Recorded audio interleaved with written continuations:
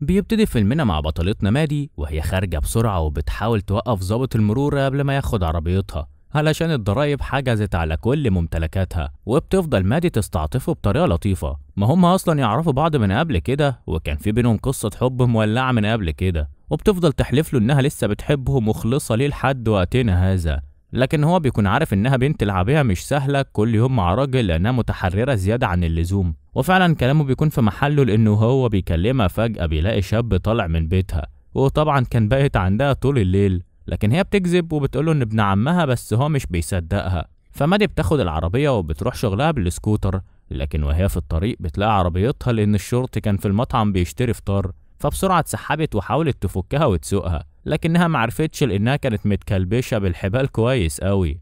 ولما معرفتش تفكها طلع الشرطي ورفع العربية وهي جواها واخدهم هما الاتنين لاسم الشرطة. وبعد حوالي ساعة بيجي المحامي بتاعها وبيخرجها بكفالة وبينصحها تحاول تسدد الضرايب اللي عليها، وبعدين تبقى تيجي تستلم العربية. فسألت وهي ازاي هتسد الضرايب من غير العربية، خصوصا انها بتشتغل بيها في اوبر وهي مصدر دخلها الوحيد. وبعد ما بتخرج بتروح الكافيه اللي شغالة فيه جرسونة اخر اليوم، وهناك بيجي واحد من اللي شغالين في المينا وبيطلب منها تعمل له قهوة، بس هي بترفض وبتقوله ان المكان لسه فاضله نص ساعة ويشتغل. فدفع لها $100 عشان تمشي الدنيا رشوة يعني، لكنها اخدت منه الفلوس عافية وبرضه ما عملتش حاجة، وبحجة ان ميعاد الشغل لسه ما بدأش. بتقعد تتكلم مع اصحابها الاتنين سارة وجوزها جيم اللي بيكونوا شغالين معاه في نفس الكافيه. وبتدخل سارة على الانترنت وبتلاقي رجل اعمال منزل بوست بيقول فيه انه عايز بنت يكون سنها حوالي 20 سنة ترتبط بابنه اللي لسه مخلص المرحلة الثانوية من شهور قليلة، عشان تخرجه من وحدته وتخليه يبقى اجتماعي شوية قبل ما يروح الجامعة، لانه خجول جدا ولو راح الجامعة باسلوبه ده كل الطلبة هناك هيتمروا عليه وهيتعبوا له نفسيته اكتر. والبنت اللي هتقدر تنفذ المهمة دي وتخليه يحبها هيدولها عربية هدية. في الاول مادي وسارة بيشوفوا ان البوست ده مجرد اكذوبة ومش بيهتموا بالبوست، وبترجع مادي للبيت وبتمارس حياتها بشكل طبيعي، لكنها بتفضل تفكر في الموضوع طول الوقت لحد ما في الاخر بتقرر تنفذ المهمة وتشوف النتيجة، وهي كده كده مش خسرانة حاجة. وتاني يوم على طول بتروح تقابل عيلة الشاب، وهناك بيكون واضح عليهم من شكل بيتهم انهم عيلة غنية قوي، وبيفضلوا يسألوها عن نفسها زي هي عندها كام سنة وعايشة فين وبتشتغل ايه. في الاول بتحاول تكذب عليهم، لكن في الاخر بتضطر تقول الحقيقة، خصوصا انهم محددين سن معين، وفي النهاية بتعرفهم ان عمرها 31 سنة. اي نعم هم في الاول بيتخضوا شوية من فرق السن اللي هيكون ما بينهم، لكنهم في الاخر بيوافقوا لما بيلاقوها جريئة ومتحررة شوية، لان بجرأتها دي هي الوحيدة اللي هتقدر تخرجه من خجله ووحدته الزيادة. وبيحكي لها الاب ان في شبابه كان انطوائي زي ابنه وهو في نفس عمره، لكنه اتغير لما اتعرف على بنت متحررة شوية. وبعد ما بيتكلموا وبيتفقوا على كل حاجة بيعرفوا ان ابنهم اللي اسمه بيرسي مش موجود في البيت الفترة دي، لانه وقت الاجازة بيحب يقضيه في محل الحيوانات مع صاحبه. فبتاخد منه العنوان وبتروح للمحل على طول بحجة انها عايزة تتبنى كلب معين.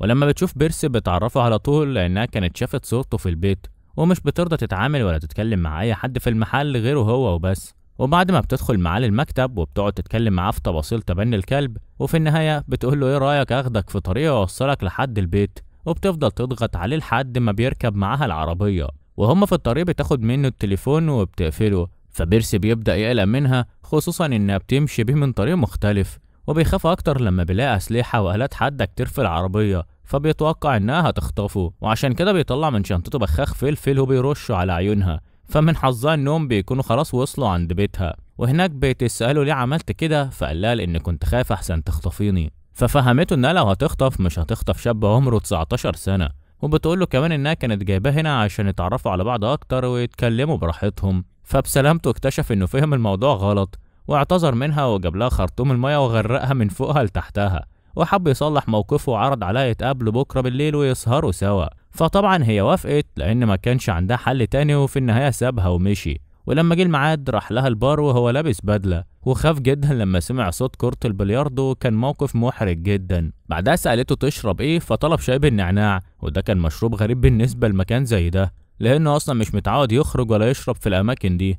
بس لما بيدوق الشاي مش بيقدر يبلعه، وهو بيقول لها ان ده اسوأ شاي شربه في حياته. وبيفضل يسألها أسئلة كتير زي إذا كانت ارتبطت قبل كده أو حبت أو خرجت مع شاب أو هربت من المدرسة وحاجات المراهقة دي كلها. فهي اتخنقت منه وأخدته وخرجوا يعوموا في البحر وغيروا جو شوية.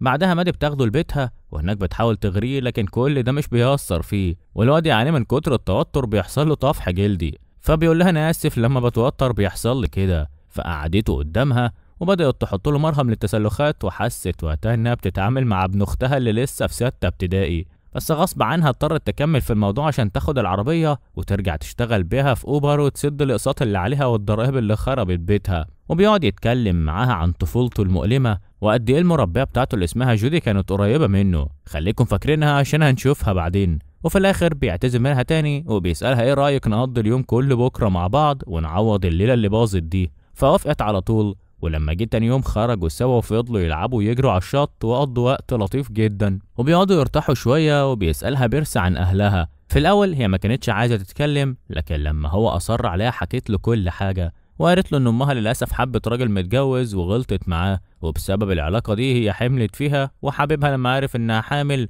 اتخلى عنها لأنه كان أهم حاجة عنده بيته وعيلته الأساسيين. بس هو تكرم وجاب لها بيت اللي هو البيت اللي هي عايشة فيه دلوقتي. وبعد فترة من الوقت ولما هي كبرت بدأت تبعت له رسائل كتير عشان تعرفوا إنها محتاجة له وعايزة تشوفه، بس هو ما كانش بيرد على رسائلها. وفي النهاية بيعرفها إن جودي هتقابلهم دلوقتي، والمصيبة إن جودي بيطلع راجل، ودي كانت صدمة بالنسبة لها. لا ومش كده وبس، ده كمان جودي بيتهمها إنها بتقرب من بيرسي عشان فلوسه، فهي كانت هتمسكه وتخلص عليه. ومن حسن حظه إن بيرسي بيرجع وبيقطع كلامهم، ولما بيجي الليل بيخرجوا يسهروا تاني مع بعض. وهناك هو بيعرفها انه بيعرف يعزف على البيانو، بس ما عندوش الجرأة اللي تخليه يعزف قدام الناس. فهي بتشجعه وبتطلب منه يقوم يعزف شوية على البيانو بما انه بيحب العزف.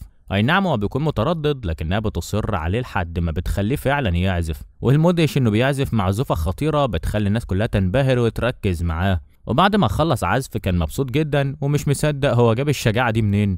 واثناء السهرة بتيجي بنوتة اسمها ناتالي، المفروض انها كانت صديقته المقربة في المدرسة، ولما شافته فرحت قوي وهو كمان. وبتسأله هو ليه مش بيحضر معاهم الحفلة اللي هي عاملاها في بيتها بمناسبة تخرجهم. فردت عليها مادي بعصبية وقالت لها عشان هو سهران معانا النهاردة، مش واخدة بالك ولا ايه؟ فالبنت اتحرجت وقامت سابتهم وهربت من المكان بسرعة، عشان بعدها يتكلم بيرسي مع مادي ويسألها إذا كانت هتيجي تسافر له وتزور له في الجامعة ولا لأ. فقالت له إنها مش هتقدر لأن عربيتها عطلانة. قال لها خلاص تقدر تركب القطر كلها 5 ساعات وبس وهتبقى عنده. فاتحججت تاني إنها مش بتحب تركب القطر. يعني من الآخر كده كل ما يقول لها على حل وطريقة تطلع له بحجة مختلفة، فعرف إنها مش عايزة تشوفه، وعشان كده زعل وقام مشي. فخرجت وراه وفي العربية حاولت تصالحه وتهدي الجو شوية، لكنه كان عصبي جدا لدرجة إنه فضل يشرب ويسكر، وأمر السواق ياخده على بيت ناتالي عشان يحضروا الحفلة. وبالفعل سابها ودخل الحفلة، فدخلت هي كمان وراه.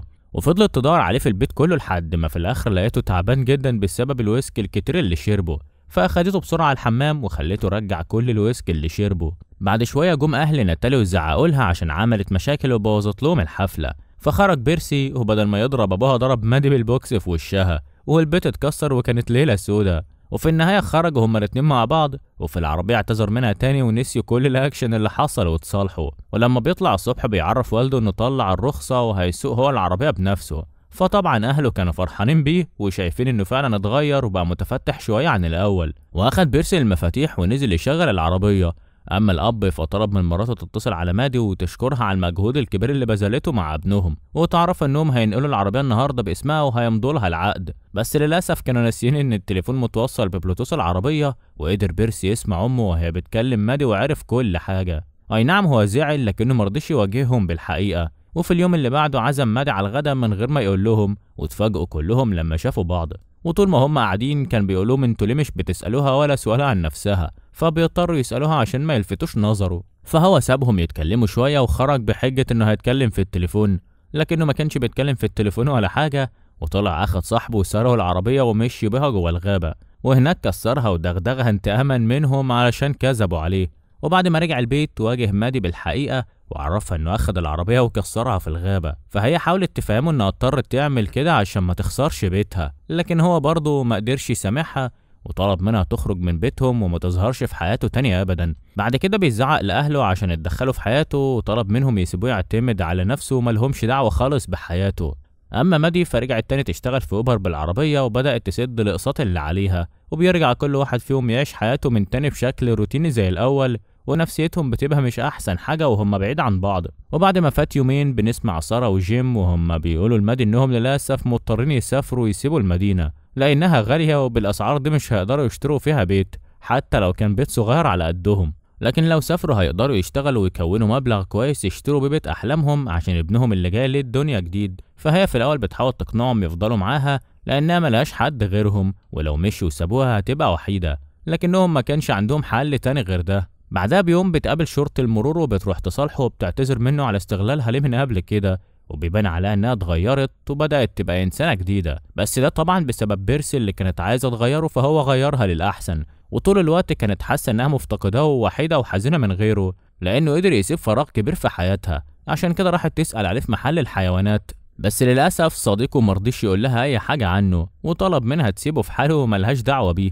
وآخر اليوم بيروح لها جودي اللي بقى شغال في مصلحة الضرايب، والمفروض انه جايب لها تحذير وكان شمتان فيها على الاخر، ومن بجحته طلب منها يستخدم حمامها فهي رفضت وقفلت كمان الباب في وشه، واتصلت على بيت بيرسي عشان تكلمه، فردت عليها الخدامه وقالت لها انه خرج يحضر حفله واحد صديقه، وادت لها العنوان. فبنتنا راحت للحفله على طول وهناك حاولت معاه لكن هو كان رافض وسابها ومشي، وهي فضلت يعني ماشيه وراه وبتقول له اي نعم ما حصلش بينهم حب، لكن ده ما يمنعش ان اتولدت ما بينهم صداقه قويه ولازم يتمسكوا بيها، لكنه برضه ما رضيش يرد عليها. فطلعت على العربيه من قدامه وهو فضل يزعق لها ويقول لها انزلي، وهي تقول له مش هنزل غير لما تكلمني. وفي الاخر العربيه اتخبطت في عمود والنار ولعت فيها، فهو اضطر ينزل بالعربيه في البحر قبل ما يولعوا كلهم، وبعد ثواني نزل بسرعه يدور عليها في الميه وقدر ينقذها. وبعد ما طلعوا اعتذرت منه وقالت له سامحني بجد انا اسفه، فحضنوا بعض حب اصدقاء وعيطوا هما الاتنين، وفي الاخر اتصالحوا وقعدوا يتكلموا مع بعض، وهو بيعرفها انه طلع رخصه وهيسافر قريب لكاليفورنيا لان جامعته هتكون هناك.